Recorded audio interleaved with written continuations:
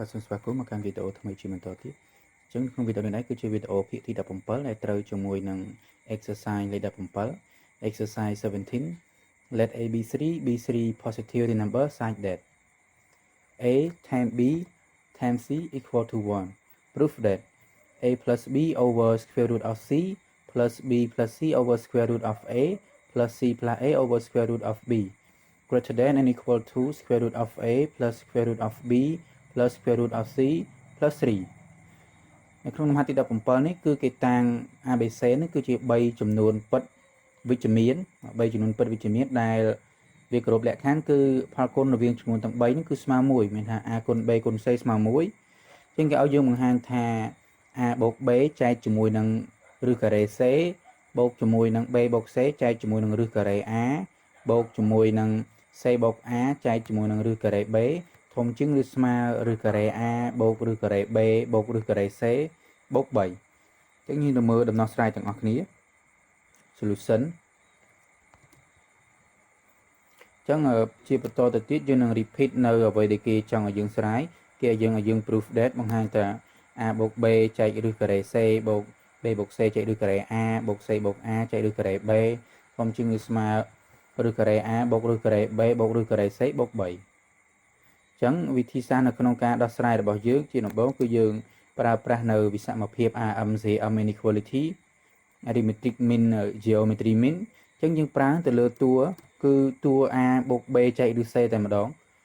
អញ្ចឹងយើងដឹងថា a បូក b ចែកឬ c គឺវាធំជាងឬស្មើអញ្ចឹងអានេះគឺយើងប្រើទៅលើតួ a បូក b ទេអញ្ចឹងវាធំជាងឬស្មើ2ដងឬ ab ចែកជាមួយឬ c ហើយយើងអាចដាក់រួមបានគឺឬ ab ចែក c ក៏ប៉ុន្តែដោយសារតែកាលពីមុនគឺភាគបែង a បូក b តែនេះគឺភាគបែង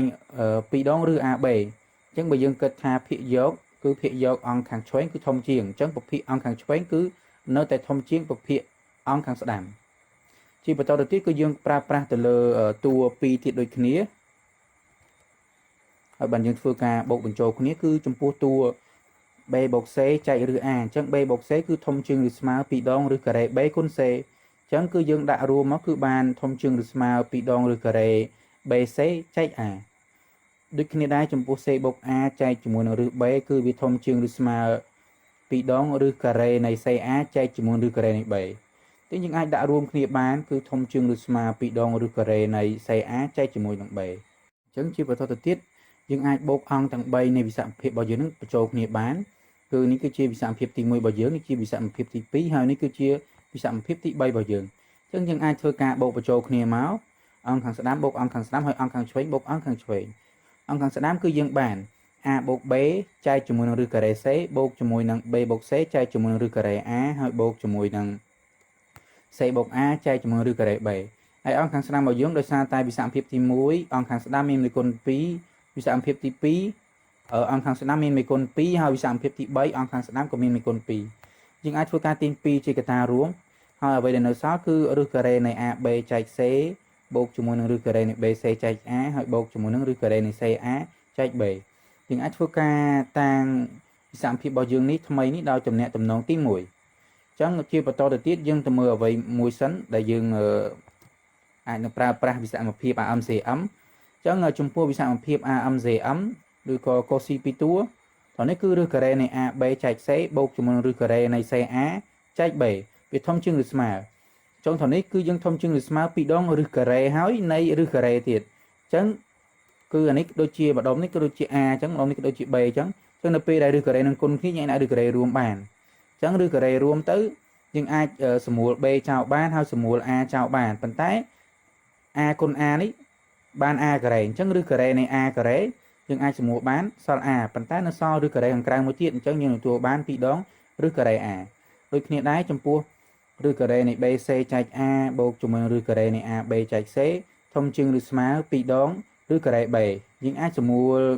c នេះចោលបានហើយអាចសម្រួល a នេះចោលបានប៉ុន្តែ b គុណ b បាន b ការ៉េអញ្ចឹងអាចចេញពីឬការ៉េមួយតង់មកនៅចប់ឬការ៉េមួយតង់ទៀតអញ្ចឹងយើងបាន2ដងឬ b ដូចគ្នាដែរចំពោះឬការ៉េនៃ bc ចែក a បូកជាមួយនឹង ca ចែក b អញ្ចឹងត្រង់ហ្នឹងគឺយើងអាចសម្រួល b ចោលបានហើយនឹង a ចោលបានអញ្ចឹងយើងនៅសល់ឬការ៉េនៃឬការ៉េ c ការ៉េអញ្ចឹងយើងអាចសម្រួល ឬការ៉េមួយចោលបានចឹងនៅសល់ឬការ៉េក្រៅចឹងនៅសល់បាន2ដងឬការ៉េសេចឹងជាបន្តទៅទៀតយើងនឹងធ្វើការបូកវិសាលភាពទាំង3នឹងបញ្ចូលគ្នាម្ដងទៀតចឹងអង្គខាងឆ្វេងរបស់យើងគឺទទួលបានចឹងដោយសារយើងឃើញថាឬការ៉េ AB ចែក C ឬការ៉េ AB ចែក C វាមាន2តួតែម្ដងអានេះឬការ៉េ CA ចែក B អានេះឬការ៉េ CA ចែក B នេះឬការ៉េ BC ចែក A តែនេះគឺឬការ៉េ BC ចែក A ចឹងយើងអាចបូកបញ្ចូលគ្នាទៅបាន2ដងឬការ៉េនៃ AB ចែក C បូកជាមួយនឹងឬការ៉េនៃ BC ចែក A ហើយបូកជាមួយនឹងឬការ៉េនៃ CA ចែក B នេះចំពោះអង្គខាងឆ្វេងចឹងធំជាងឬស្មើអង្គស្ដាំរបស់យើងគឺបាន2ឬ A បូកជាមួយនឹង2ឬ B បូកជាមួយនឹង2ឬ C យើងអាចធ្វើការទាញ2ជាកតាចឹងនៅសល់តែឬការ៉េ A បូកឬការ៉េ B បូកឬការ៉េ C ក៏ប៉ុន្តែត្រង់នេះគឺយើងអាចឆ្នៃបានយ៉ាងម៉េចទៅជាឬការ៉េ A បូកឬការ៉េ B បូកឬការ៉េ C បូក3ដោយសារតែតាមរយៈវិសមភាព AMCM នេះយើងឃើញថាឬការ៉េ A បូកឬការ៉េ B បូកឬការ៉េ C ធំជាងឬស្មើ3ឬគីបនៃឬគីបនៃឬ A គុណឬ B គុណឬ C អញ្ចឹងយើងអាចសេបានថា3ឬគីបនៃ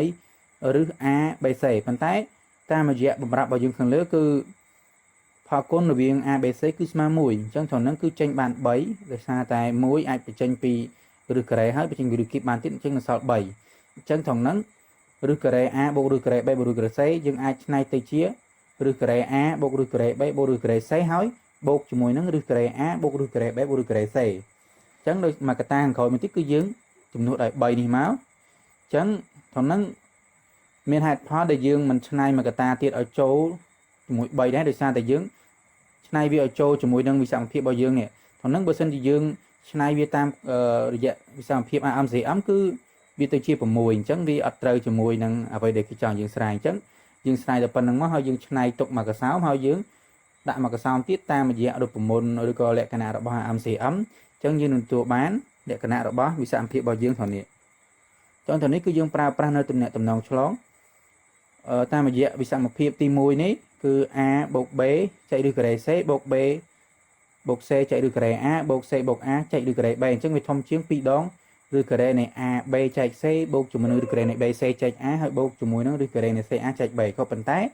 អង្គខាងស្ដាំរបស់វិសមភាពទី1ហ្នឹងគឺធំជាងឬស្មើឬការ៉េ A បូកឬការ៉េ B បូកឬការ៉េ C បូក3អញ្ចឹងបើយើងប្រើប្រាស់ទំនាក់ទំនងឆ្លងយើងអាចនិយាយបានថា x ធំជាងឬស្មើ y ហើយ y ធំជាងឬស្មើ z អញ្ចឹងយើងអាចទាញបាន x ធំជាងឬស្មើ z តែម្ដងអញ្ចឹងយើងទាញបានឬការ៉េនៃ AB A បូក B ចែកឬការ៉េ C ហើយបូកជាមួយនឹង B បូក C ចែកឬការ៉េ A បូកជាមួយនឹង C បូក A ចែកឬការ៉េ B ធំជាងឬស្មើឬ A បូកឬ B បូកឬ C បូក3ពិតប្រាកដមែនអញ្ចឹងយើងអាចឆ្លើយមកបានថាដូចនេះ A បូក B ចែកឬការ៉េ C ហើយបូកជាមួយនឹង B បូក C ចែកឬការ៉េ A ហើយបូកជាមួយនឹង C បូក A ចែកឬការ៉េ B ធំជាងឬស្មើឬ A បូកជាមួយនឹងឬ B បូកជាមួយនឹងឬ C បូក3ពិតប្រាកដមែន